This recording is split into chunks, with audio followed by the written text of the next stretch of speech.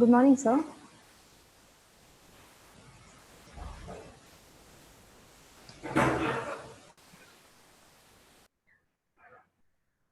Good morning, sir. Good morning.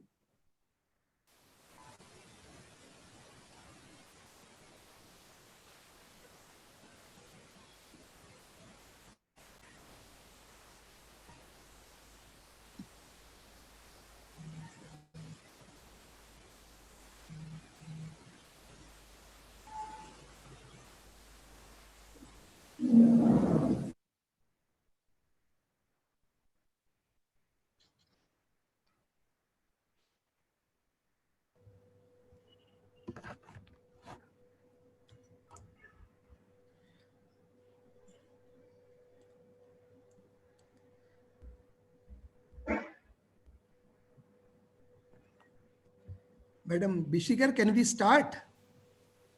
Yes, sir. Can we Sir, start? with your permission, we can start, sir. Yes, we can start now. Yes, sir. Yes, sir. A very good morning to all, honorable dignitaries, respected guests, and participants. Today, on behalf of JSPM's Rajarshi Shahu College of Engineering, Department of Electronics and Telecommunication, I, Ms. Shraddha Bingardive, with immense joy and pleasure, extend a very warm welcome to all of you present here for the inaugural ceremony of Schedule 2 AICTE-sponsored two-week online faculty development program on artificial intelligence and its applications in biomedical engineering. On behalf of everyone present here, I welcome eminent personality, Honorable Chief Guest and Keynote Speaker, Dr. Rajesh Gacche, Professor, Head, Department of Biotechnology, Savitribai Phule, Pune University. Dr. R.K. Jain, Director, RSCOE. Principal of different colleges, Head of various departments, participants, and my colleagues.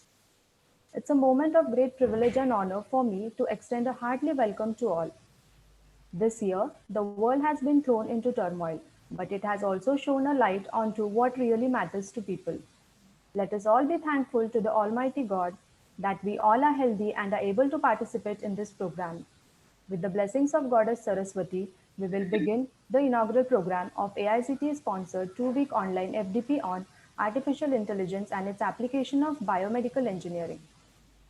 May I now request Dr. Shailaja Patil, Dean R&D RSCOE and co-convener of the FDP to give the opening remarks. Over to you, ma'am. Thank you, Shraddha. Good morning, one and all. Respected Chief Guest, Dr. Rajesh Gacche, sir, Head Department of Biotechnology, SPPU Pune, Director Dr. R.K. Jain, sir, Deputy Director Dr. Devasthari, sir, all deans, HODs, participants, and dear colleagues. It's my privilege and pleasure to welcome you all today on behalf of RSCOE to this 2 weeks faculty development program on artificial intelligence and its applications in biomedical engineering. Artificial intelligence is a central tenet for the disruptive changes of the fourth industrial revolution, a revolution that will likely challenge our ideas about what it means to be a human and just might be more transformative than any other industrial revolution we have ever seen yet. According to a tech report of USA, the artificial intelligence sector is said to be one of the world's highest growth industries, which was valued at about $600 million in 2014 and is projected to reach about $150 billion by 2026. This artificial intelligence is increasingly used in various fields of life. The subfields of AI are being used to solve complex problems in biomedical engineering, and these subfields include neural network, evolutionary computation, computer vision, robotics, expert systems, fuzzy systems, hybrid systems, as well as in medicine. There are various applications of artificial intelligence in biomedical engineering that are in support of doctors now. One of the very famous examples of artificial intelligence in biomedical engineering is Google's application to detect early stage diabetic retinopathy. This application has been developed using AI model that scans the retinas of the user while browsing, and it analyzes it to detect diabetic retinopathy in early stage. And Google has already piloted this program in Thailand and India. There are several such examples, and in last 4 years, we can see that many startups have come up that are serving the medical industry with very interesting applications. Another very widely used application is remote robot assisted surgery, wherein cognitive surgical robotics collects data from surgical processes to improvise the already existing surgical approaches. This is one of the best uses of artificial intelligence, as doctors can collect information from pre-op medical records while obtaining insights. So looking at the magnificent field of medical AI, we have organized this faculty development program. I'm very thankful to AICT for sanctioning this to us. Eminent speakers from industry and academia will address the participants on various applications of AI in biomedical. We have received a very good response to this FPP, but due to the restrictions on number of seats, we had to close the registrations. So in this interesting journey of 2 weeks FDP, participants will enjoy the knowledge trip to various biomedical engineering applications that are basically focused on artificial intelligence techniques in medicine, data mining and knowledge discovery, medical expert systems, machine learning based biomedical systems, and medical signal and image processing techniques. With this brief opening remarks, I would like to conclude, and I wish a very happy learning to all the participants and have a safe and healthy life ahead. Thank you. Over to you, Bishikar madam. Thank you, madam. Shraddha, you can continue. Thank you, ma'am, for the opening remark and settling the outline and agenda for the program. Dr. R.K. Jain, Director, RSCOE. A leader is one who lights the path to the impossible and takes those who follow to great heights. His care, guidance, support, and constant source of motivation prove that he is a great leader. May I now request Dr. R.K. Jain, sir, to please address the audience. Over to you, sir. Thank you, Madam Shraddha. And good morning to everybody. Our chief guest, Dr. Rajesh Gacche, Professor and Head, Biotechnology Department, Savitribai Phule Pune University, and chief guest for this inaugural session. Dr. Salija Patil, Dean, RSCOE, Dr. Bisikar Madam, Dr. V.D. Jadhav, Professor Devastali, and all the faculty members and participants. Good morning and hearty welcome to all of you for this inaugural session. I really congratulate the Department of Electronics and Communication for choosing such a nice topic, which brought many disciplines together. Artificial intelligence, we know that is a topic of use to everybody. Along with that, biomedical, biotechnology. If these three experts are coming together, they can really make the wonders.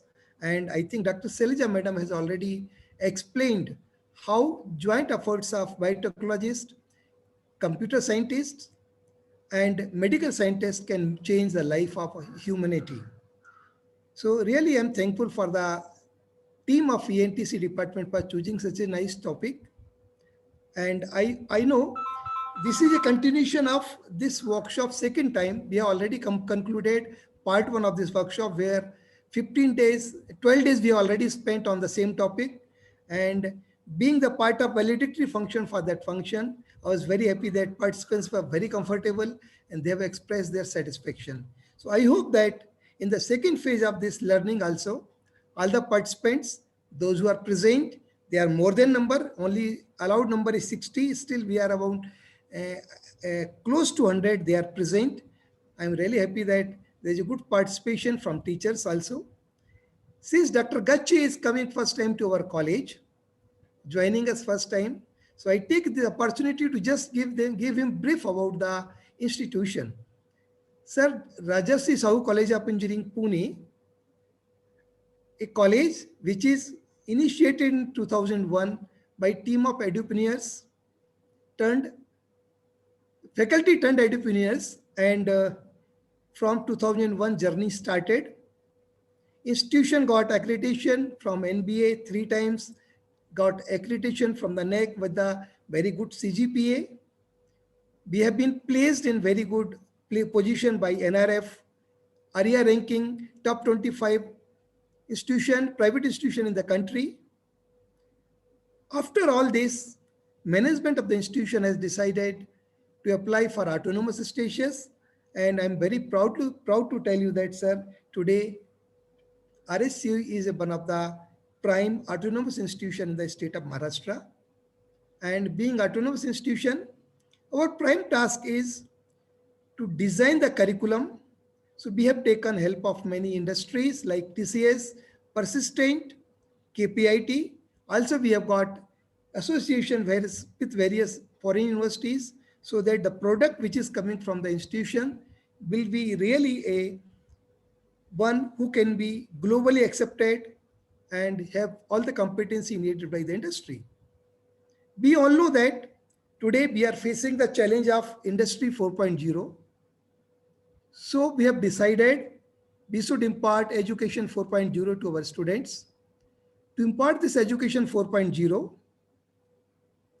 one of the prime tasks of the institution is to train the teachers, because most of the teachers, those who are now today senior teachers, we have not learned all those technology. For example, maybe nanotechnology, maybe biotechnology, maybe machine learning, maybe artificial intelligence.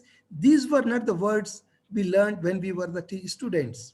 So we thought, let our faculty learn new things and let them unlearn the things which are not required today. And with this purpose only, we started number of FDPs, STTPs, and IST sponsored refreshers courses. Sir, as a principal, I want to really inform you and feel proud that in this week only, there are 3 STTP, one STTP, one FDP, and one refresher course with the support of IST is going on in the institution. That's so that we are really very keen to train our faculty for the latest technology. Topic which are chosen for this FDP is, for example, artificial intelligence and biotechnology. For STTP, our topic is nanotechnology. And for our refresher course, technology is how we can use data analytics for research. So these are the topic really which are very much useful to each and every teacher, those who are in this profession, so that they can become a good teacher. As Madam has already told, unless we know these areas which are really thrust areas for our future, we cannot be a good teacher. And we also know that if one teacher is trained, that teacher can transform many lives as a teacher. He can transform many students. He can be a good motivator. He can be a good researcher. He can be a good innovator. With this intention, we are conducting these programs. I really once again thank Dr. Rajesh Gacche sir for accepting our request to be a chief guest. I also thank all the participants for joining in time. I also request all the teachers, those who are present, please be a regular learner for next 12 days so that the purpose of this workshop will get fulfilled. And I really thank AICT for supporting the institution. And I hope that your journey for next 15 days will be very fruitful.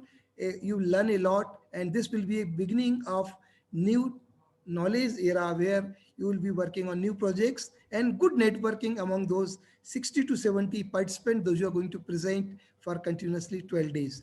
Thank you very much once again. I once again thank Dr. Gacche sir and hope to see you again physically in the university. And I request everybody be safe, stay safe, take care. Thank you very much. Thank over to Dr. Madam Siddha. Thank you, sir. Thank you for briefing about our college in the journey of autonomy and the achievements of students and faculties. We are extremely privileged and honored to have with us today a distinguished and inspiring personality as a chief guest and keynote speaker, Dr. Rajesh Gacche, sir, Professor, Head, Department of Biotechnology, Savitribai Phule, Pune University. Sir has 25 years of teaching and research experience. Sir has been selected and ranked in top 2% scientists of the world 2020 by Stanford University, USA, and secured world rank 1658 in biotechnology. His research on seroprevalence and risk factors for hepatitis C virus infection has got a place in the report published by WHO in 2018. Sir has over 104 research paper publications in the area of biomedical research in reputed international journals with H-index of 27 and impact factor range 1 to 11.63 and citations over 2275. Sir has filed 4 national patents in biomedical research. Sir has been nominated member of Project Evaluation Committee constituted by Italian Ministry of Health, Rome, Italy, for evaluation of projects in biomedical research call. Sir has various awards to his credit. To list a few, Fellow of Maharashtra Academy of Science, Award of Appreciation by Italian Ministry of Health, Rome, Italy, for contribution of evaluation of research projects presented in the conference call for grant 2013, 16, 18 and 2019. Award of Appreciation by National Science Foundation, Certificate of Highly Cited Research in Progress in Biophysics and Molecular Biology by Elsewhere Publisher. Awarded as Appreciation for Research in Cancer Biology by Convention Center, Boston, USA. Best Teacher Award of Swami Ramananda Tirtha, Marathwada University. Young Scientist Award of SERC, New Delhi. So has guided 14 PhD projects and 8 MPhil projects. So has also visited various countries like USA, Austria, China for academic collaborations. So has chaired international conference sessions and delivered lectures in several national and international conferences. We now request our Honorable Chief Guest, Dr. Rajesh Gacche, sir, to please address the participants. Over to you, sir. Hello. Shraddha, am I audible? Yes, sir. Yeah. Maybe my video is not properly working, so that's fine. So good morning to all of you. Can I take a minute before you start?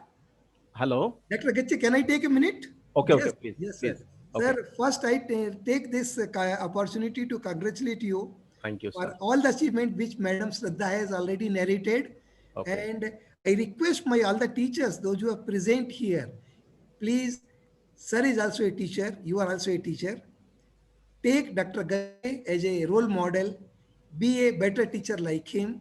So this is why this be requested, sir, to be there. Sir, really we are proud of your achievement. We are very, very happy and proud that we are part of the university for which you belong. Thank you very much, sir. Thanks. Please continue, sir. Yeah. Hello. Yes, sir. Please continue, sir. Yeah, yeah. So good morning to all of you, and the convener of this faculty development program, our very enthusiastic accompanying friend when we meet in many meetings and committees, Dr. R.K. Jain, the Deputy Director, Professor Devasthali, co-convener, Dr. Shailaja Patil, Dr. B.D. Jadhav, coordinators of these programs, Dr. Swati Bhisikar, Ms. Shilpa Sonone. And at the outset, let me congratulate you all for organizing such a wonderful and worldwide discussed topic, applications of artificial intelligence in biomedical sciences. I, first of all, would like to take this opportunity to thank Dr. R.K. Jain and the all management of JSPM Rajarshi Shahu College for inviting me, although I'm an odd man out, not belonging to engineering discipline, but I hope that I will be able to tell you something. Hello, am I audible, sir? Yes, sir. Hello? Yes, sir. Yes, sir. Yes, Yes, sir. sir. Yeah, yeah. Okay, okay, please. Okay. So for this particular inaugural function, I just wanted to tell you 2, 3 things, and then we will go to our main lecture. See, the ranking that has been mentioned by the one who introduced me and even Dr. Jain also. Thanks for the kind words. Uh, we are around 135 crore people in our country, and we have only 1,494 scientists among the top 2 slots. Uh, I think we need all people to take a cognizance of this. We have a big population, and uh, hello, Yes, sir. yeah, we have a big population, and we need to we need to think on this line. And second important thing, what I feel is that at present, we have per se very less number of experts in artificial intelligence. And as a result of that, our companies and many of the stakeholders are bit in confusions because of the lack of the expertise. I honestly feel that our government of India has taken a very rational steps, and you will find that in the Niti Aayog of 2018, they have expressed a word, inclusive AI for all. That means AI for all. And also, in our National Education Policy 2020, this also addresses a very need to inculcate the essence of artificial intelligence in the curriculum. And I think these are very encouraging steps. What we need to do is to connect and network people while working in the area of artificial intelligence, and collective networking of the people will lead to development of very beautiful and innovative algorithms and programming in artificial intelligence, which perhaps will be helpful to solve many problems in healthcare. With these few words, I once again congratulate the organizers, especially Dr. R.K. Jain, who has a very strong leadership and vision towards looking the perspectives of education in near future. I once again thank you all for inviting me for this program, and we will look forward. Thanks. Thank you all. Thank you, sir. Yeah, over to you. Thank you, sir. You have motivated people by being a living example by sharing your expertise and knowledge. May I now request Dr. B.D. Zadav, sir, HOD and co-convener of this program, to propose the vote of thanks. Over to you, sir. Hello, Shraddha Madam, am I audible? Yes, sir. Respected Chief Guest, Keynote Speaker, Dr. Rajesh Gacche, Professor and Head of the Department Biotechnology, SPPU, Dr. R.K. Jain, Sir, Director and Principal of RSUV, Vice Principal, all Deans, Heads, Professors, participants, ladies and gentlemen. Warm welcome and good morning to all for this 2-week FTB on AI and its application in biomedical engineering. I initially thanks to our Rajesh sir for accepting our invitation and guide us with us valuable expert talk. So really, sir, we are going to talk on this particular topic, and it will helpful for our all participants. I thanks to the AICT authorities for acceptance of this FTP proposal and allowed us to organize it. I would like to thank management of JSPM trustee Dr. TJ Sawan sir, all directors for their supports and guidance. I thanks to all the resource person who are accepted our invitations, and they are going to support for all these all these particular sessions. Thanks to the deputy director, all heads, deans, faculty members, and my department colleagues for their supports and cooperation. Special thanks to the Dr. Swati Bisikar Madam, Sonone Madam for coordinating this FTP. At last, but not least, thanks to the all participants for their registration in this FDB. Enjoy a great learning for next 15 days. Thank you. Thank you very much. Over to Shraddha Madam. Thank you, sir. With the permission of dignitaries, now I would like to declare the end of inaugural program. And now, without wasting much of time, we may now proceed to the keynote speech. I am glad to request Dr. Rajesh Gacche, sir, to empower the knowledge to the participants with his keynote speech. Hello. Yes, sir. There is little bit problem. I am not able to. Can you share my screen? The host disabled participants. Sir, just a minute, sir.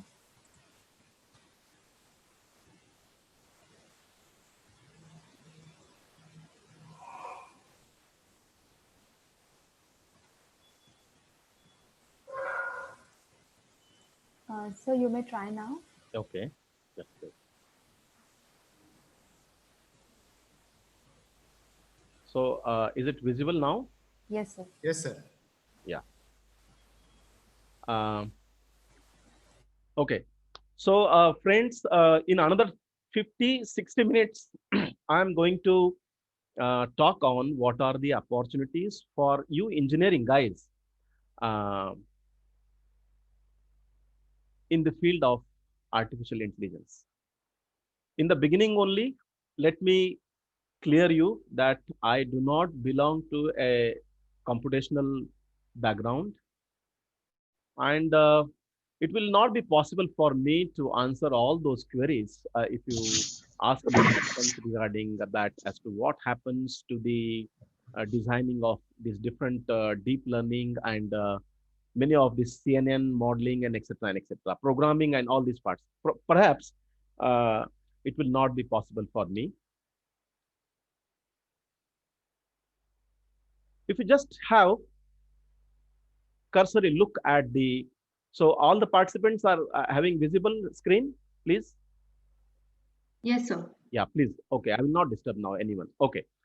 So if you just look at this scenario of development of innovations in biomedical engineering, in 1950s, we had artificial kidneys, right?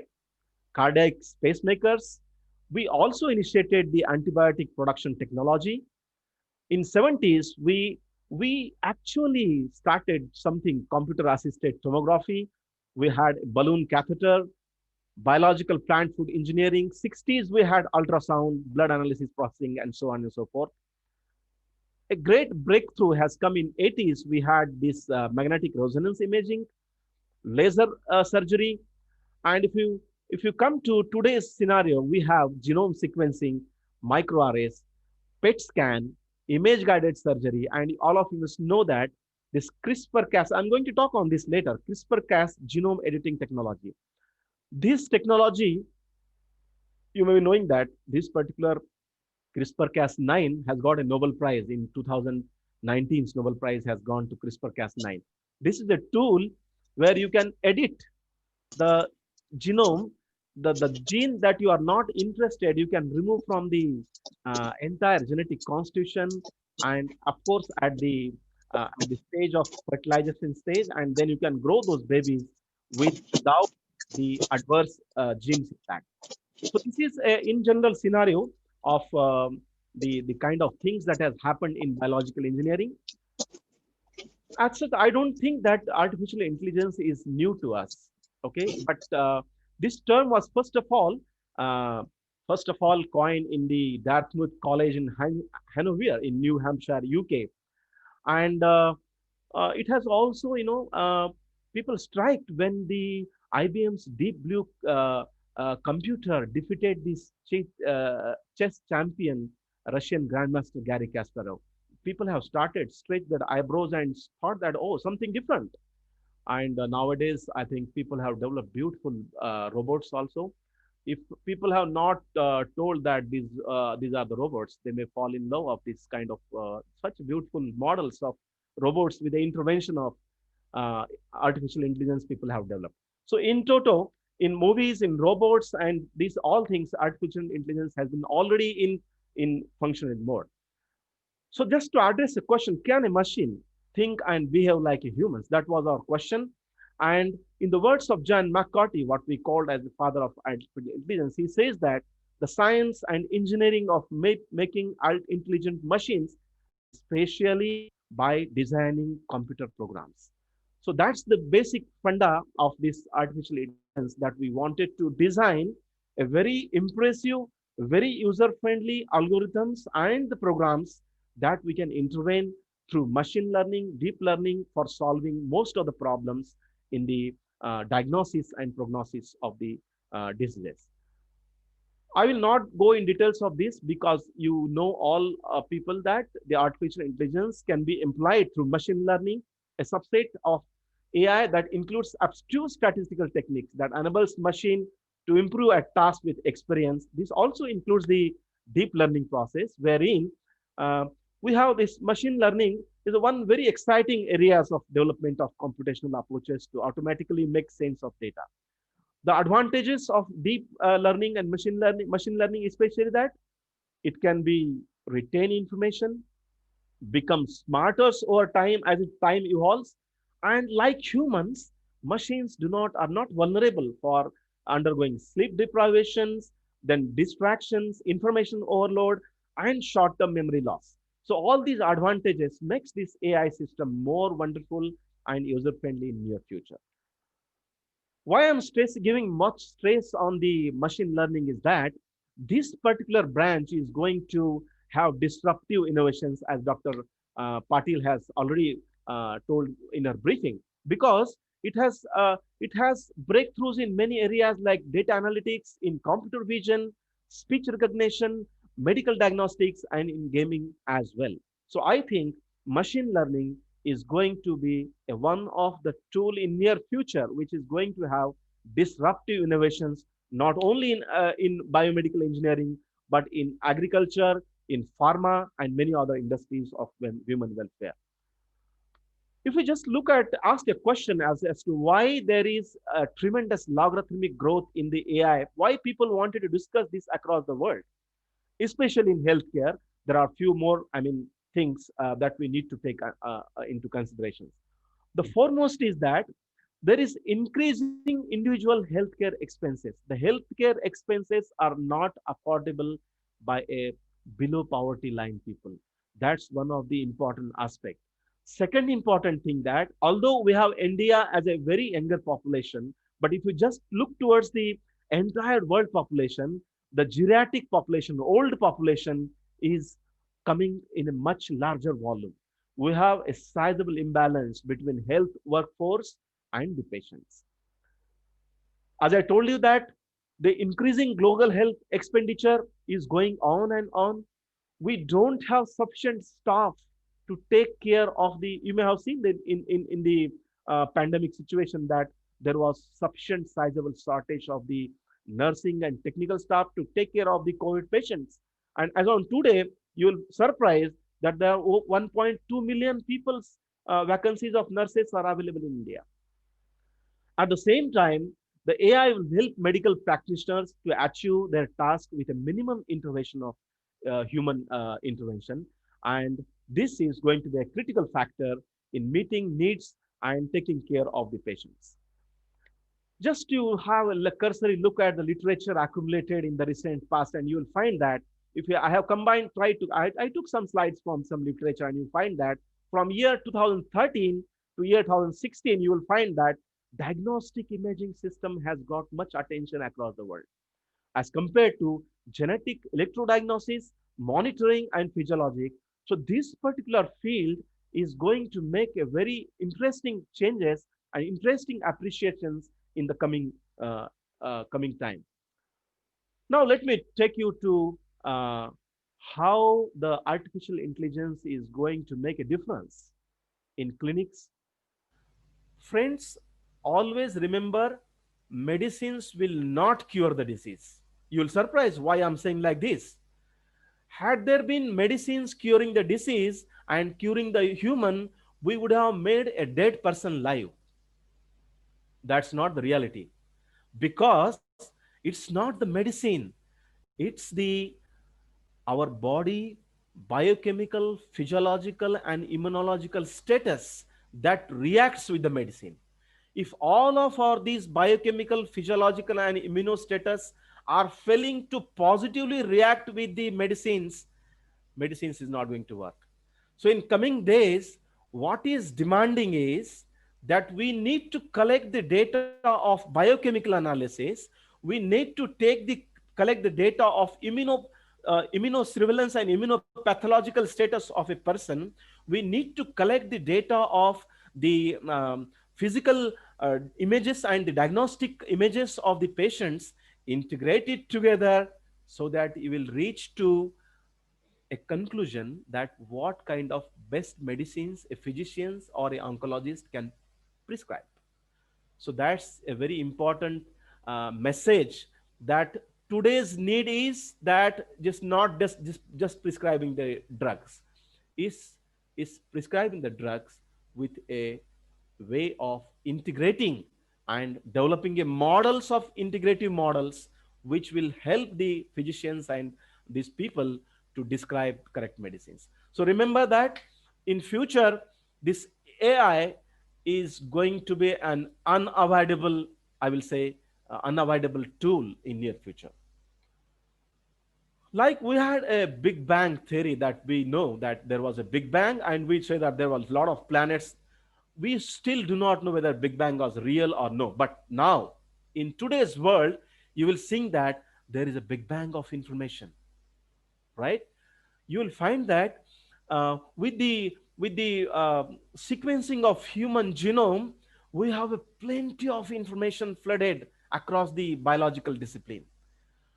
Entire genetic information as to which gene functions for what, which gene has interaction with what other genes, how the interactive and coordinated decisions are taken up by the genes across the genetic constitutions. So at the center, this is a big bang of information, and we need to relate this Big Bang information with that of the first layer. That is, that we need to generate biochemical, as far as science, I mean, cancer is concerned, you need to have the different cancer phenotypes, drugs. You need to have different histology patterns of the cancers. You need to have information about diet, lifestyle, and impact on the cancer. You need to have how the gut microbiome. I'm going to take a few slides on gut microbiome and opportunity of AI to develop the best algorithms for finding some decisions. Then you need to have the biology, radiology. The second layer is around mining and analyzing this data. Analyzing this data for the fruitful, productive outcome, which perhaps the outermost layer, who are the end users of this data, like oncologists, precision medicines, diagnostic planners, therapeutic planners, and so on and so forth. So, in short, you will find that this big bang of data needs a skilled human resource, and there lies the importance of conducting such FDP programs where the audience, the our faculty, our students will be sensitized that this is the set of the state of the art scenario. We need to intervene, and based on our capability, they will decide at which layer they wanted to work. So this is one of the interesting things that we need to, and this will help us to design the precision medicine. Do not get confused with precision medicine and personalized medicine. Precision medicine is something by looking towards the characteristics of the patients admitted and then prescribing the medicine, while personalized medicine is something that you are analyzing the biochemical, immunological, and genetic data of an individual patient and integrating that whole data in front of you, and then you are prescribed the medicine. So although this particular precision and personalized medicine has some overlap, but in total they are not same. So we just look that this particular way of thinking will lead to precision medicines. So this is, I just wanted to narrow down the things and let you know that we have input in these particular algorithms of developing best impressive algorithms of AI. We have symptomatic data, we have biochemical analysis data, we have other features like gender, images, diagnostics, and very rationally, very judiciously, we are going to develop a model of either machine learning or of other deep learning, CNN, DNN, and by integrating these layers together, we are having to have a very rational output which will help in diagnosis and prognosis of the disease. I will just like to, as you know all this, I will just like to just sensitize you because you know this, but in coming slides, these particular aspects are going to intervene you. So as you know that there are three types of machine learning algorithms people nowadays use. One is the supervised, and the goal of this particular method is to group or cluster the subsets of data based on similar characteristics. For example, we should have a similar discovering of patients based on their genetic signatures, identifying novel signatures of health and diseases. And interesting, and one of the important aspect of this unsupervised machine learning algorithms, we do not give labels on this particular data, and that's the reason where this is a kind of things where the self-learning happens. And in supervised kind of algorithms, the approach, We give a proper label to the input data and are used to train the machine learning models and analyze the data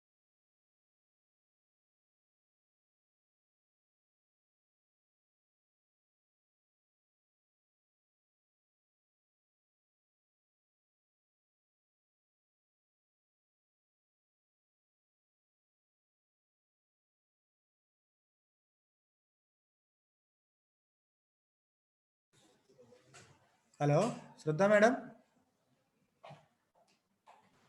Hello. Hello. Pranav here. Pranav, sir? Yes. Yes, sir. Please tell, sir. Uh, Rajesh sir, will you please check your audio? It is not audible. I'm receiving a call. Just a minute. Okay.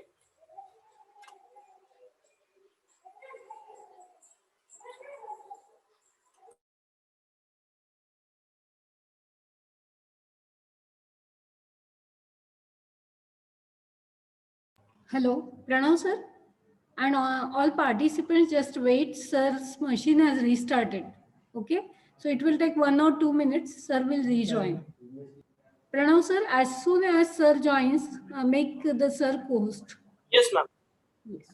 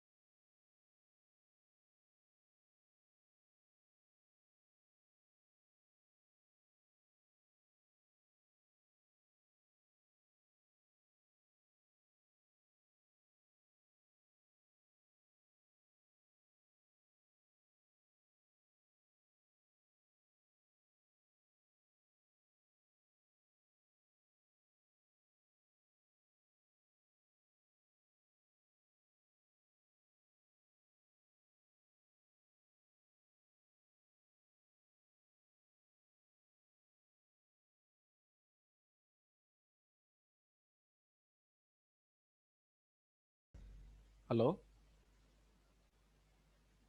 Yes, sir. You are audible. Just wait. Pranav sir, sir, make the sir course. Please disable my screen. I have made you co-host, sir. Okay. Yeah. So please, if you can share. Yeah. Yeah, yeah.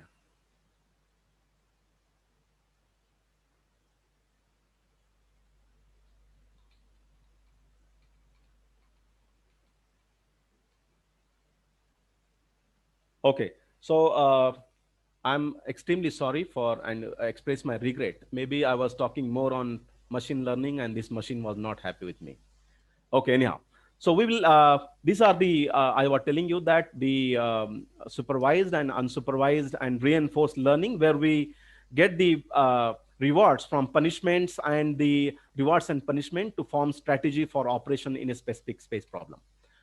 I just wanted to, in a cursory way, wanted to show you that there is a physical branch of intelligence which is involved in developing of physical objects, medical devices, sophisticated robots, which care, which are used for delivery of cares and also in surgery.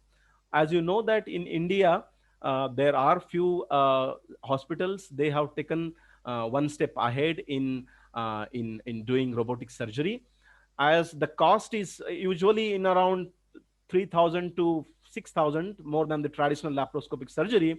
It is not at present affordable for a common man, and you'll surprise that this care using robots, we need that desperately, because you found you may have got a sense during the pandemic situation that this transmission of virus was very critical, and we need such kind of robots under such pandemic conditions. So there lies the designing of this caretaking robots using the interventions of AI, so that they will take care in under such critical situations. Not only in these physical branches, AI has played an instrumental role in drug designing. There is a great news, you might have all listened, that this particular news came from the MIT, and these researchers found a drug called as halicine, which was originally invented as anti-diabetic drug, and the FDA has given it approval. But through a computer model which can screen the more than 100 million compounds at a time in a day, they have come to a conclusion, and using a deep learning approach, they found that this halicine, which was originally invented as an anti-diabetic compound, is more impressive against majority of the bacteria, especially those bacteria who have learned how to utilize the antibiotics. So that kind of antibiotic resistance can be alleviated using this deep learning approach for discovery of new antibiotics and new discovery. I would like to give one more example of this sildenafil. You may be knowing that sildenafil is a drug which was initially invented for the hypertension management. But in the phase 4 clinical trial, the Pfizer volunteers found that this particular drugs is also helpful in penile dysfunction, in restoring the penile dysfunction, which is a major problem across the world. And now Pfizer sells this sildenafil, which we called as Viagra, as a drug for management of penile dysfunctions and not the hypertensions. So we have around 7,000 and plus FDA approved drugs. What is not known to us that a one drug which was effective against the one drug may be also effective on the other disease. This process, which we called as drug repurposing, can be achieved through this deep learning approach where these MIT guys have done. And the participant, I would like to request all the participants, please take this process of, because for invention of a one drug around 1 decade time is required. There, I told you, there are over 7,000 drugs which already in the battery of FDA approval. But what is not known is, as allicin was not known to kill the drug resistant bacteria, there may be many other drugs who can help and who can work against many other diseases. What we need to do is to develop these computer models with the help of this deep learning, CNN modeling approaches and discover and repurpose these drugs for the other purposes. That's one of the interesting intervention of artificial intelligence in drug development. I told you that it has made a significant impact in the drug discovery. A message, a data that has come in May 2020 from a geographical distribution of 163 very influential startups across the world, and they have graded the 5 top intelligence startups. You will find that 2 are in USA, one is in Germany, one is in Israel, and one is in South America. We have in India, there are few spots, small spots, where 5 to 6 startups are operation in artificial intelligence, but these startups have not reached to that credentials where it can solve problems to a greater extent. And that is, there lies the opportunity for all of you to enter into the startups for artificial intelligence in variety of applications in agriculture, pharma, and so on and so forth. Now I'm going to navigate you few slides with current literature, that where are the opportunities and windows for you guys to develop the algorithms for diagnosis and prognosis of diseases. So 1, 2, 3 I have given for namesakes, but there are many. For example, breast cancer, liver fibrosis, content-based imaging, formal concept, visualize, this and so on and so forth. So the current state of the art diagnostic tools that we are using are not fulfilling the needs of physicians and oncologists and many other MDs to prescribe the right medicine for the prognosis of the disease. Nevertheless, there is need of correct diagnosis without false positive and without false negative kind of things. So there lies an important intervention of the artificial intelligence modeling approach, integrating the informations, developing a model, testing that model, and applying to solving this diagnostic. And okay, so we'll go first of all, as you know that, take at the view there where around 2.1 million people are there who are suffering from breast cancer, and almost 1 in 4 cancer cases is this in amongst women. And almost out of, I mean, in other countries there may not be registry. This is a Global Cat report of the 2018. Almost out of 185 registered diagnosis in breast cancer, in almost 154 countries this has gone.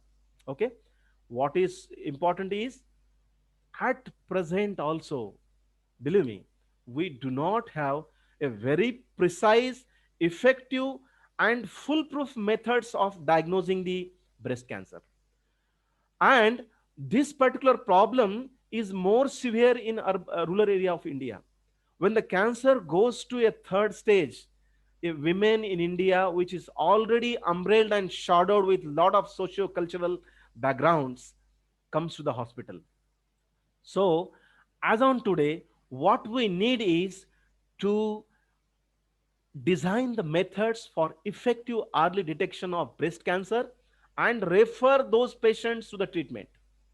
If you could do that in early stage, all the cancers are treatable, believe me. And the most two important methods that we nowadays use is the mammography and thermography. All of you know that mammography is a technique of using the low intensity x-rays. A breast is sandwiched in the two plates, where the lower plate is a source of x-rays, and it gives a x-ray film. And low doses or low intensity is kept deliberately because you can magnify it more. And you will find that then doctor says, you circles those areas, there are lumps present, there is a tissue aggregation present, and advises the patients to go to a surgeon and take out, insert a syringe to that particular area and suck out the cells and send it for the biopsy. This particular technique has false positive rate of up to 4%, believe me.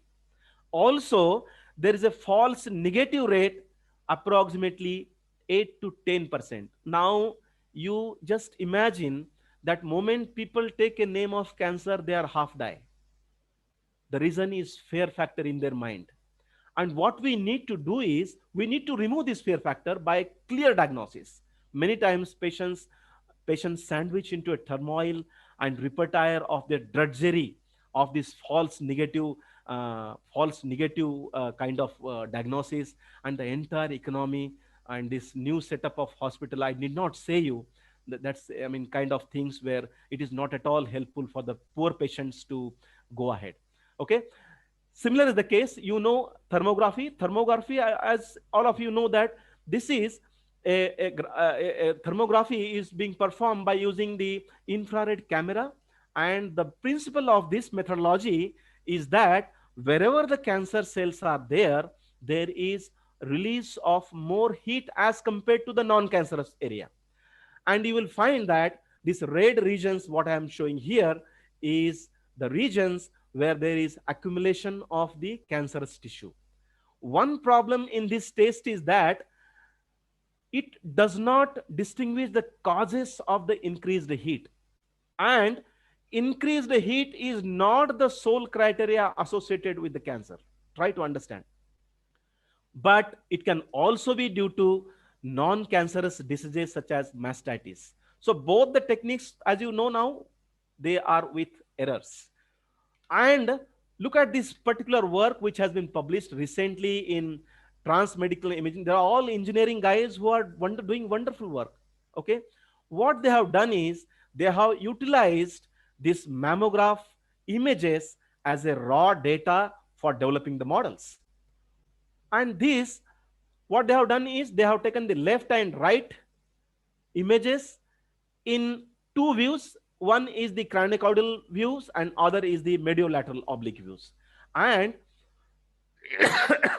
they have developed a deep CNN network that they have applied, and by screening over 2 lakh examinations of such mammographs. And out of that, they have taken 10 lakh mammography images. And surprisingly, this model has achieved an area under curve, which you know already what is significance of area under curve, 0.89% in predicting whether there is a cancer in the breast when tested on large population. Interesting part of this particular work, which is going across the world, is that high accuracy of such models allows to use a very high capacity patch level network to learn from pixel level labels alongside the network from macroscopic breast level. And finally, they have developed a hybrid model averaging probability of malignancy predicted by radiologists with predictions of neuron that is found more accurate than either of the model which was based on CNN or the one which they have used this what is called as residual neural networks. Okay, so to the left side, you will find that there is an original image, which is an image of the taken by the mammography. Then onto that image, they have overloaded or overmapped the heat map of a malignant cells. Malignant means cancerous. To the third figure, they have overloaded the heat map of the benign. Benign means the one which is in hypertrophied growth or in aggregates, but these are not cancerous kind of things. Although they look like the cancer lumps or clumps, but they are not cancers.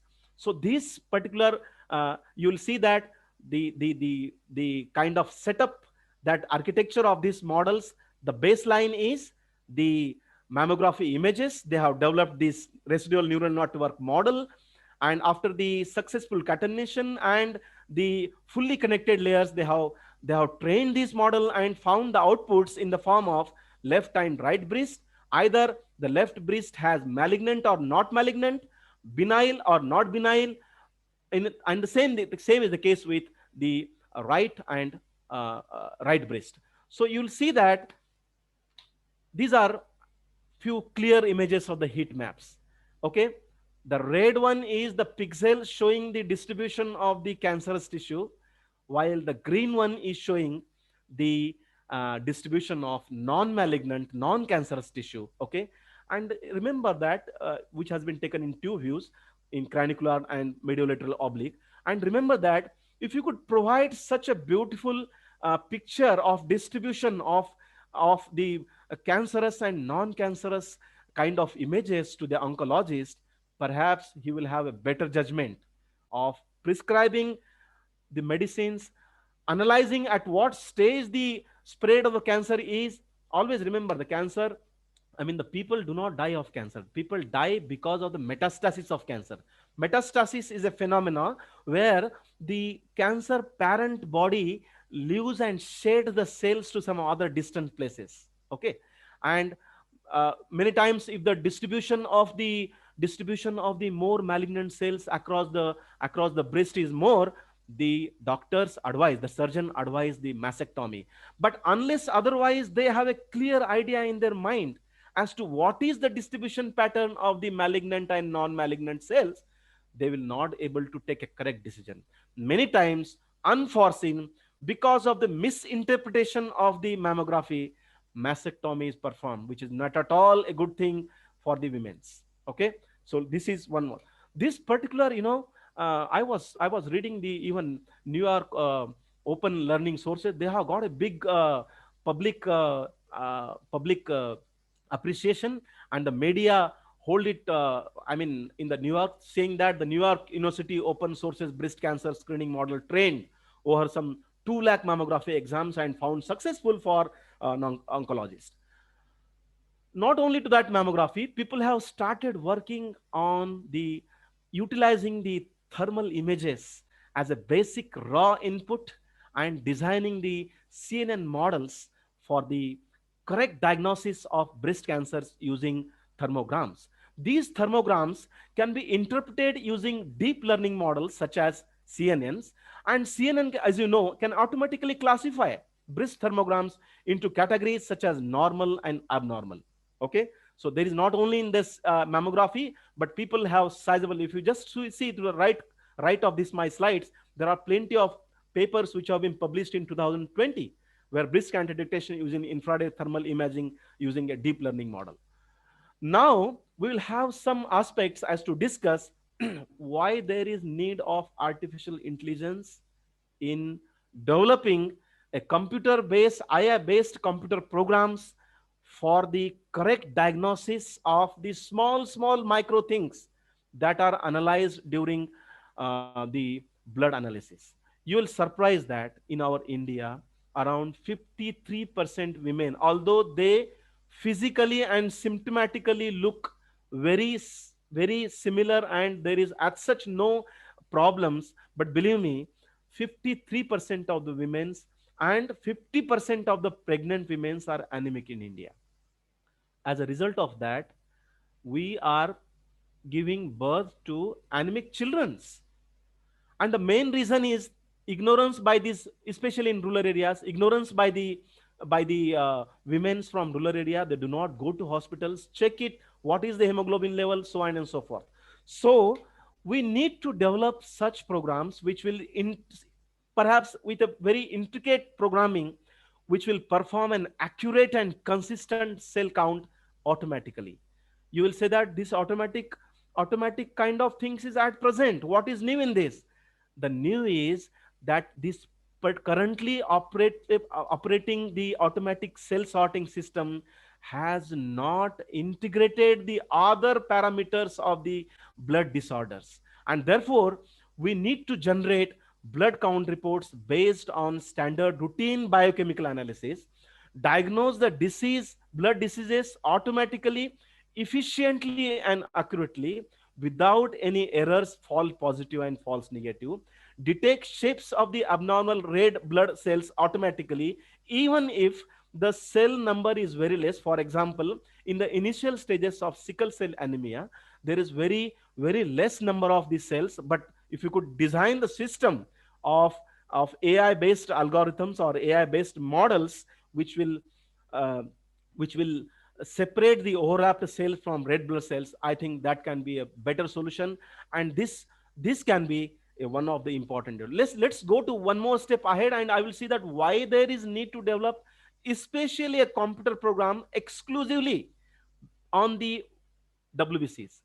You will find that in many of the reports, you will find that in COVID-19, leukopenia was one of the major reason of the failure in immunity. Leukopenia pertains to lowering or decrease in number of white blood cells, while opposite to that is the leukocytosis, where there is tremendous increase in the WBCs, which leads to a called as leukemia or a blood cancer. Now you can ask me that what is the things needs to be joined with this leukopenia and leukocytosis. The kind of data that we need to integrate with the leukopenia is the biochemical data, is the data from the immunostatus of the patient, is the data from the different images of where actually there is regeneration of the WBC. And if you could do that, this image analysis system, okay, will help proper diagnosis of the WBCs and the related diseases with WBCs. So we have a very long opportunity and a window for designing such algorithms which will specifically categorically tell what is the status of WBC in concert with WBC related diseases. I would like to take few more slides, and then you know that hepatitis C. What now? You can ask me a question that what is the opportunity in hepatitis C, friends? You will surprise that most of the hepatitic patients are asymptomatic. I can bet with you amongst the audience, around 2 to 3% of the people are hepatitis C. This is not a fear giving to you, but we do not check that. Okay. And one of the important thing that why this year's Nobel Prize also shared by the hepatitis C virus, discovery of hepatitis C virus. Okay. And one of the important aspect of prolonged association of hepatitis virus in the liver is that those particular patients are more vulnerable for undergoing hepatocellular carcinoma.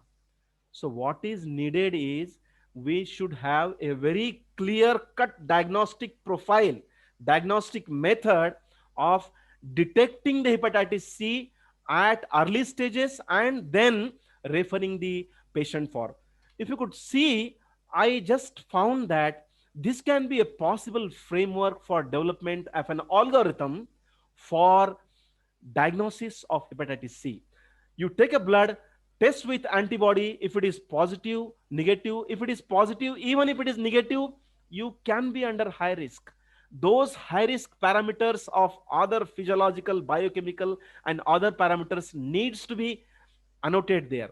For example, you can have the HCV core antigens, RNA quantification related with the history, and then you can again have positive and negative. If it is negative, you can go for the 6-month resting period. So all this, if you are positive, you are again going to go for the further RNA quantitation related test. And then if it is negative, that means you have resolved the infection. And if it is positive, that means you are not at all get rid of the HCV infection, and there you need further high-end treatment for it. So if you could design a blueprint, a framework of this particular cascade of events and put them in a plausible algorithm, I think that is going to help you that how to rule out the the dangers of hepatitis C infection in people suffering from, and that way we can also drastically reduce the chances of getting hepatocellular carcinoma. Another important stage is liver fibrosis. And you will surprise that one of our veteran politician, I have due respect for him, uh, uh, Mr. Vilasrao Deshmukh, died because of the liver failure.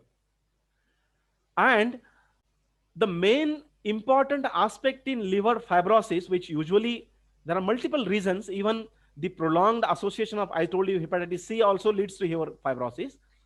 Fibrosis means a tough kind of tissues, fibroid tissues. Okay.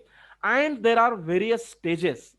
As on today also, friends, you will surprise, we do not have a method to stage properly at what stage the liver fibrosis is in advances. And this is one of the challenge. We need to have a good segmentation technique. All the time we cannot insert the syringe into the liver and take the sample and go for the for the biopsy. But what is needed is, if you could for example, we also use fibroscan. And the basis of fibroscan is that this works on the ultrasound velocity of vibration waves, what we ultrasound waves. And we sense that if the velocity of the ultrasound waves is more, then we say that the liver is fragile, it's not rigid. And based on the various grades, we can identify what is the severity of the hardness of that particular um, liver.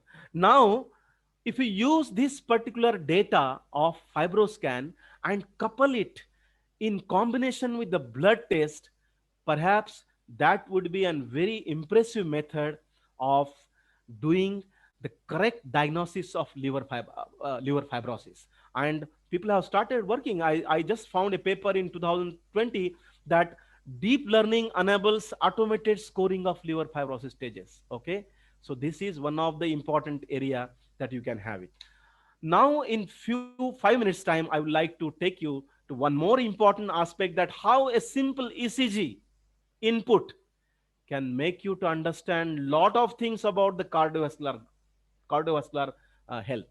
And you know that the basis of the rhythms of the heart is nothing but electricity. So these are what? These are the electric signals which are coming from a group of cells, what we called as sinoarterial node, which is present on the top of the right atrium, and therefrom it quenches the electricity to the area. These arrows indicate, just remember, the arrows indicate the direction of electric movement. Okay. And you will say that these particular ECGs people usually take for the diagnosing the what is the state of the art of the cardiovascular disease. But you will surprise that by the intervention of artificial intelligence modeling, you can get few more informations to that. Take an example.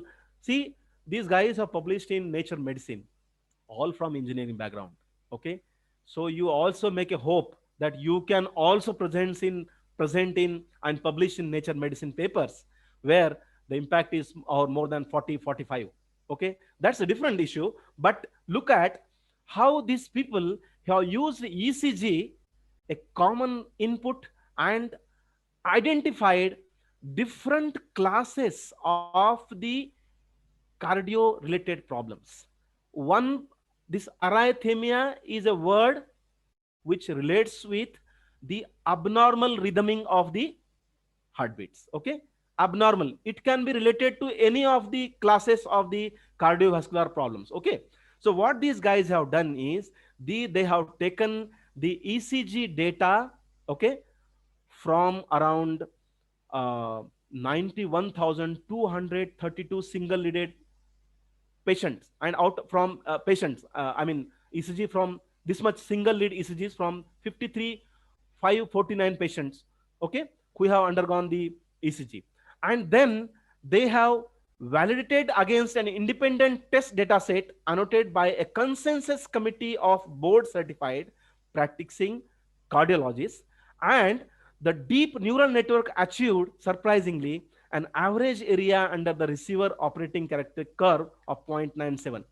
If you just go to the table to the right, that is arterial fibrillation and flutter, AVB, biogeometry, EAR, IVR, junctional rhythm, noise, sinus rhythm. These are all the problems related with the cardiovascular system.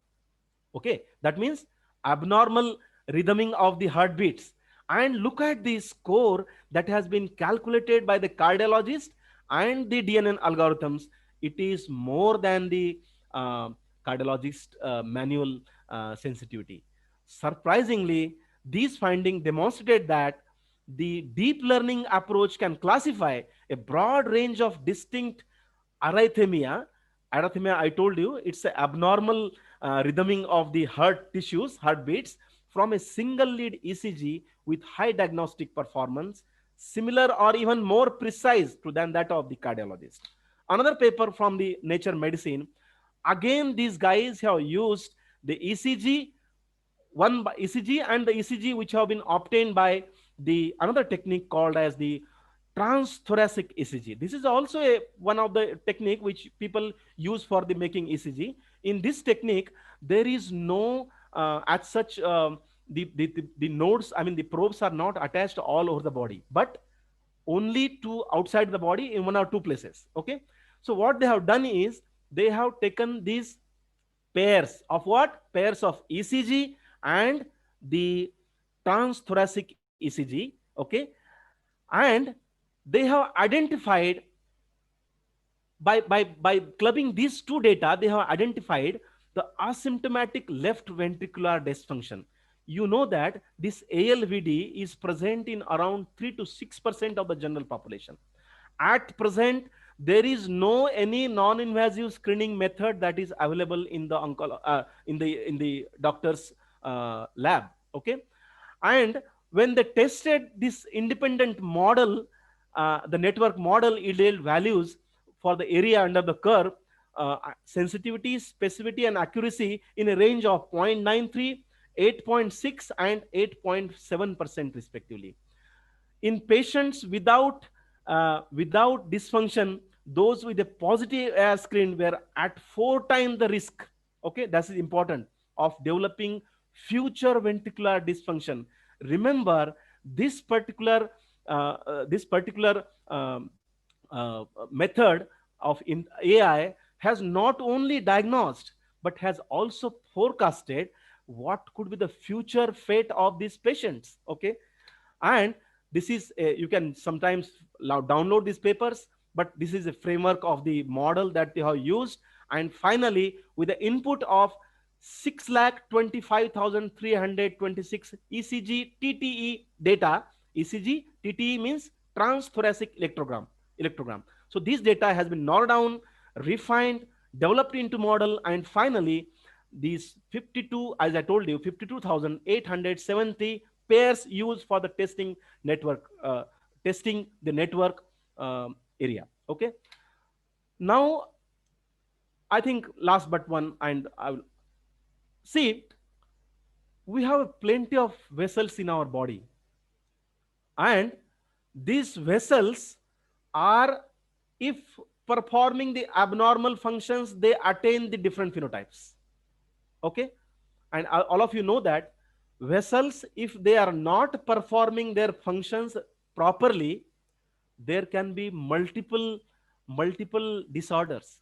Some of the vascular disorders that are related with the dysfunctioning and malstructuring of the blood vessels are the erythromegalogia, then renal artery stenosis, Berger's disease, Raynaud's disease, disseminated intravascular coalition, cerebrovascular disease, so on and so forth. Again, I would like to tell you that we do not have a system or a diagnostic tool to correctly identify the morphological phenotype of these particular vasculars. Okay, and as a result of that, we are not able to diagnose what kind of disease, vascular disorder this particular patient has. For example, it is very important to have a pattern of retinal vessel segmentation. Why? Because it plays a number of roles in eye diseases and affecting the vessels. The variations in the structure of retinal blood vessels serves as a marker for serious diseases such as stroke, glaucoma, hypertension, so on and so forth. To solve this issue, what we need to do is that a supervised learning based program people are using, a multi-layer perceptron neural network, and carefully selected vector of features which will have a clear pattern of vessel segmentation, and a ophthalmologist will come to know as to which particular vessel near the which area of the retina has damaged, and accordingly will take decisions about either surgery or prescribing medicines for that. One important paper in which I found in again Nature Communication. These guys, you know that in the vascular, while identifying the health of the brain vessels, okay, doctors ask you to go for the head and neck angiogram, right? And this head and neck angiogram is nowadays usually performed by the computed tomography angiography, right? And what it shows you, it shows you the architecture, the networking, the junctions of the vessels that are present in the head and neck, okay. And by looking towards that, the physicians decide what are the abnormalities, why, whether there is proper supply of the blood from the neck area to the blood or no, okay. And look at these guys, these all again are from engineering background. They have developed a method for rapid vessel segmentation and reconstruction of head and neck angiograms using 3D convolutional neural network. What they have done is, what is the input? Input is the images of the computed tomography angiograms.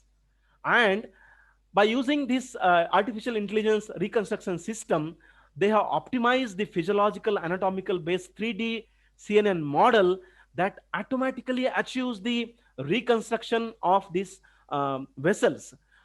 This system has been trained and tested over 1800 766 head and neck CT scans from the China. The overall reconstruction accuracy of this model is around 0.931, and it is clinically applicable to its consistency with manually processed images because it achieves a qualification score rate of 9.21%. Importantly and interestingly, this system takes a very less time of 14 point away 4.92 over a 14.22 minutes. Another interesting paper I found where people in this pandemic also done a wonderful work, in AI based system for diagnosis of patients with COVID-19. You know that we had a method of diagnosing the COVID-19 patients using the RT-PCR. Usually, if we go for this testing procedure, it takes some few hours, usually 2 days. People say that it takes 2 days, but it can be finished in before 2 days also, okay? See, there was a shortage of these kits. We know all that. And at the same time, this method, because of the problems in the RNA extraction, also was a subject for false negative and false positive. So these guys, what they have taken is the input data is the chest computed tomography. Okay. Why the chest? Because this virus forms a particular symptom called as ARDS, acute respiratory distress syndrome. Okay. Why? That's the reason why it is called as acute respiratory virus. It causes a lot of accumulation of the rupturing of the vessels and accumulation of the sputum into the lungs and creates a symptoms called as ARTS. They have taken these computed tomography scans, okay, and they found that the alone CT scan is not able to detect the infections, and therefore they have coupled the data of that patients, which is in the form of clinical symptoms, exposure history, and all laboratory testing data. They have integrated it together. I will tell you what model they have is, and interestingly, you will found that this has improved the detection of patients who are positive for COVID-19 via RT-PCR, who presented with normal CT scan. Remember this, their CT scans were normal, but they were COVID positive. And they have also identified 17 patients out of 25 where the radiologists have declared they are COVID negative. Look at the interesting intervention of this particular technique where they have very clearly demarcated that the demarcated and ruled out the false positive and false negative errors from the COVID-19 diagnosis.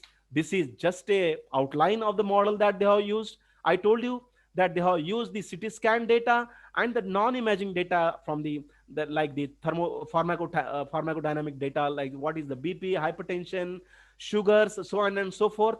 They have developed three models. One model was based on the CT scan data.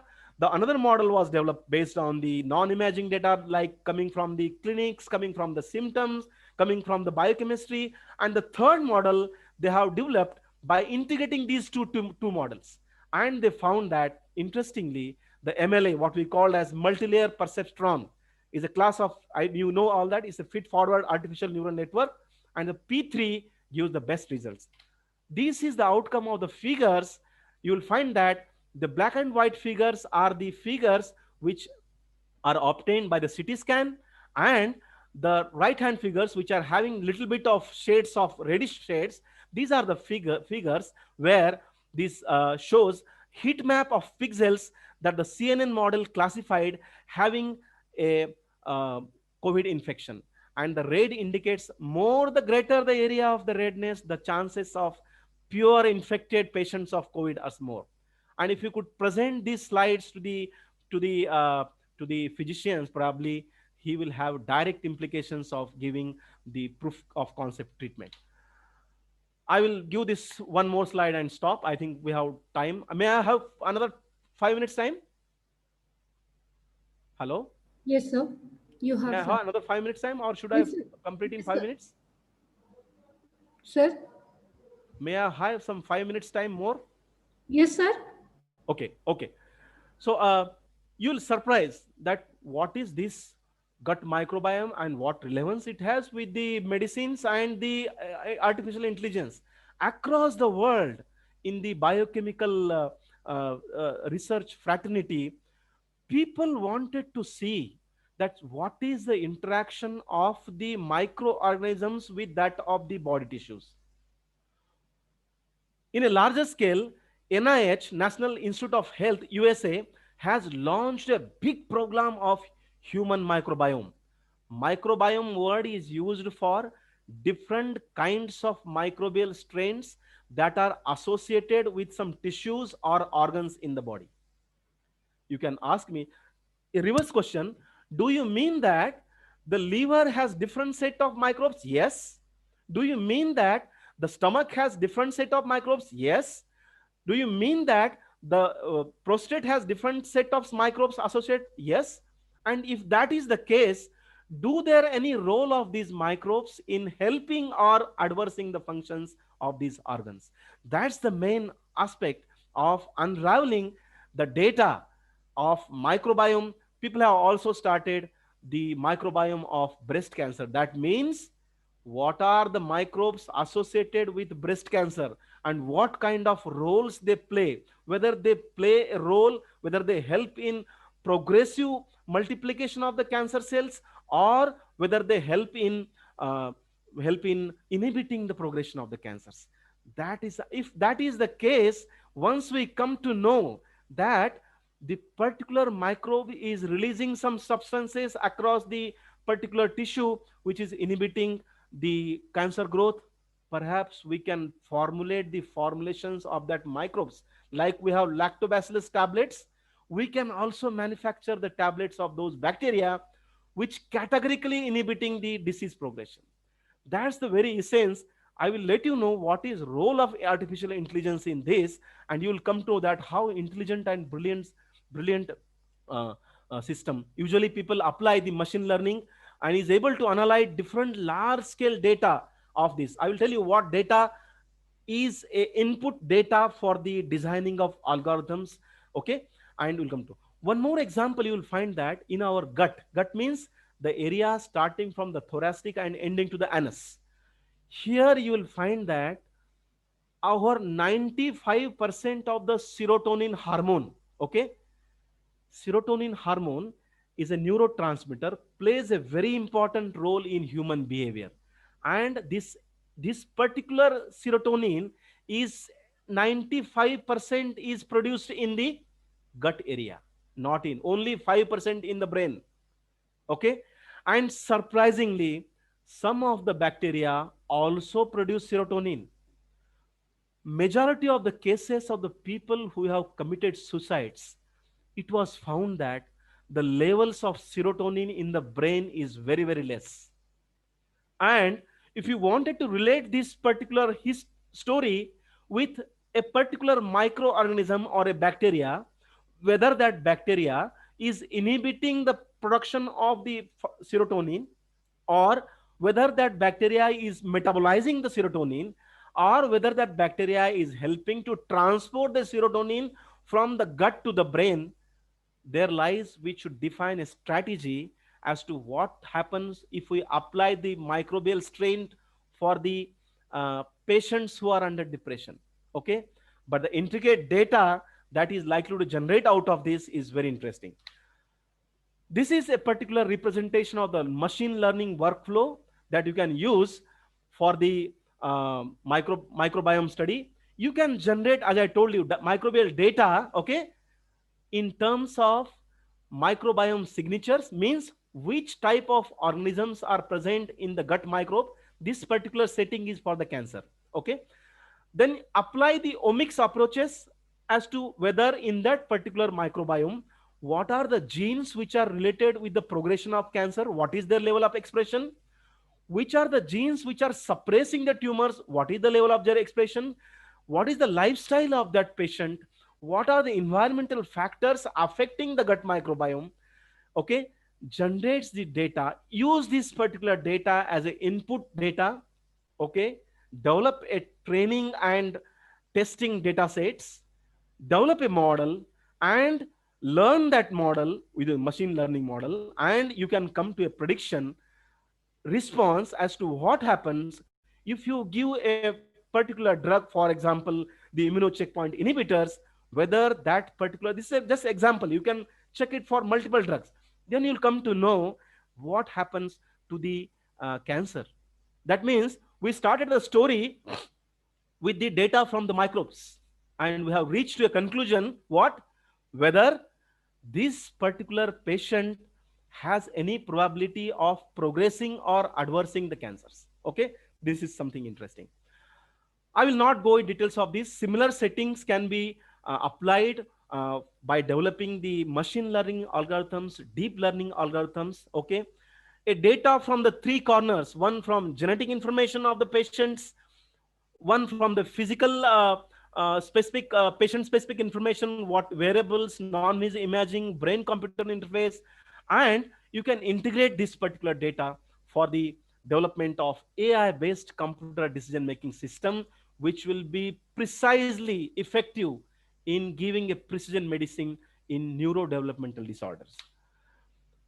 I think we don't have time, but I would have loved to explain these slides that to integrate problems of neurodevelopments, artificial intelligence algorithms can be a possible solution for that. Okay, either it may be detection of the causal or associated genes, whether it can be identifying genotype phenotype correlations, or it can be a designing of the multi-stage clinical trials. You can have intervention of this IA-based modeling system. Looking forward, as somebody has told that there is also a interface of nanotechnology. Yes, there is an interface of nanotechnology where we have the integration of 3-4 inputs systems from the molecular biology, experimental tools like nano manipulation imaging, drug development, the inputs from the natural laws, and to, if you could integrate all these, truly a nanotechnology, nanomedicine can be an entity which can be driven through the AI-based algorithms. We are yet to see the thrill of nanorobots of detecting the microbes in the body system. If we could design the nanorobots which are having a correct flag or a receptor which will selectively go and bind to the particular blood cell which is not working properly, that could be wonderful. Okay, that means if a single cell is there which is likely to be hostile against the body and turn into a cancer cells, the nanorobots will be, of course this particular scenario has not yet to come. Now we'll just narrow down this discussion in 2 minutes and we'll come to know that what are the ultimate benefits. The benefits are multiple. You know, the first benefit is that this is a very user friendly assistance system to the physicians for making proper clinical decision making systems. And this is something like experienced versus fresh clinician, okay, with a minimum intervention of the humankind, and it's readily available by 24 by 7. We can have early diagnosis. Prediction outcomes are so precise that it is can be used for the treatment of precise treatment of the disease. And we can also have feedback on what is whether the drug is acting, or whether our body system is proactively reacting with the systems or no. That is what called as prognosis. Prognosis means whether the drug given to the body is working or no, whether it has negative impact or positive impact. And it can of course reduce the diagnostic and therapeutic errors. Most importantly, learning and self-correcting liabilities can be achieved through accuracy-based feedback systems. Future systems, what are the futures in India? I honestly feel that you engineers need not work in isolation. Join the hands with medical and clinical institutions. If you could, I know that uh, you have some limitations in understanding the data from the clinics, but if you could join the hands with the academicians and the medical practitioners, this problem can be solved. So stop working in silos, remove all firewalls of clinical load, and do not hope for the simply IPR for the purpose of our academic progressing index and cash promotion, so on and so forth. That is okay, but not all the times we should work for that. And our government agencies should be very rational in funding to the intelligent projects. Okay, I will not say to that, but there is some sort of UPAT and IPAT kind of things which are in many funding agencies. Okay, that should be removed. And one thing is very important, that data need to be captured in real time, and institutions should promote their transformation into intelligible processes. Okay, simplification, readability, and clinical utility of data sets, where there is input of a large number of people from three different areas: academicians, engineers, and technicians. Okay, so that this particular thing, as I told you in the beginning in my inaugural speech, that we do not have much experts in AI. The reason is we still have not joined hands together, and there is complete need. There is a very urgent need to design a collaborative project. It's very easy to criticize government all the time, but friends, believe me, we do not have much innovative projects where which will appreciated by the funding agencies to give a handsome amount for doing the work. So I think if you could join these hands together, I think that is possible. Potential, of course, any particular thing has challenges, and I think that, yeah, of course, that at present the developmental cost of AI is bit higher. Of course, there are certain ethical issues, a fear of replacing the humans will not replace at any time. You find that what is the condition of our students? They are very eager to come to colleges and schools, meet their friends, teachers. So that fear of replacing humans is, I mean, illusion. There's no I mean, as such fact in that. Data privacy and security is also issue. People are not people are not privileged and happy to share the data. That is one of the important hurdle and potential challenge in going for the AI, because the individual segments, as I told you, who are likely to join the hands together, they have their own limitations. Okay, there is also same state of the art with data exchange, need for continuous training for the data by clinical studies. Okay, there are some state and federal regulations also. Our government says that we are happy to, institute these, make these regulations very flexible. But again, there are some issues which are related to that. Finally, I always impressed with this figure. No, the best way to predict the future is to create it. Once Abraham Lincoln says. Again, lastly, I would like to thank the organizers, the entire team of JSPM's Rajarshi Shahu College, and the very enthusiastic leader. I appreciate him, Professor R.K. Jain, okay, who has vision and motivating, the youngsters to do something new, okay, and the all his teammates who have taken efforts for organizing this faculty development program for these 2 weeks. Please take advantage of this program And at least some of you, although not all percent, I'll be very happy if 30% of you could divert your attentions towards this particular field. Thank you so much. Dr. Swati, over to you. Thank you, sir. Thank you very much. We are now towards the end of this session. Sir, I will propose the vote of thanks. Okay. Good morning to one and all, respected chief guest and keynote speaker for today's inaugural function, Dr. Rajesh Gacche, Head, Department of Technology, SPPU Pune.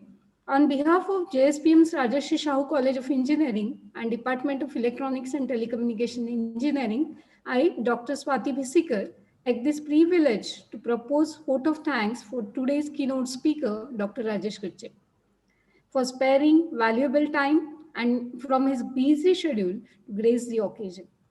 Sir, you have shared the words of wisdom with us. Thank you, sir. Thank you For so much.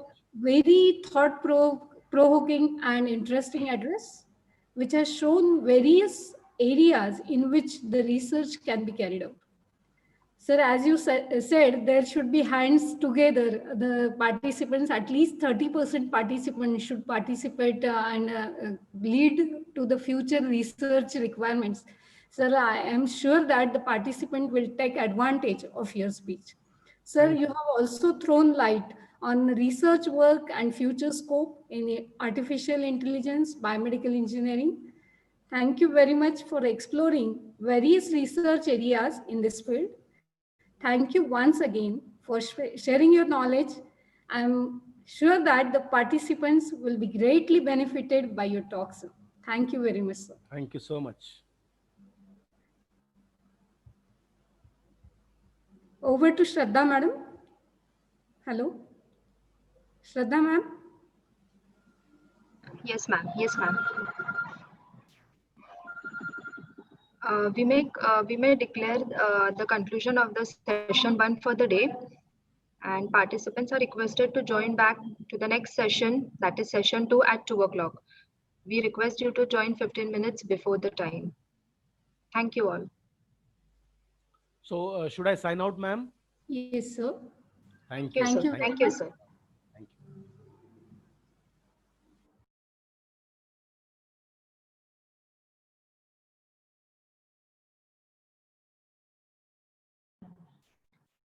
Visikar ma'am, shall we end? Yes, ma'am. Yes, it's okay.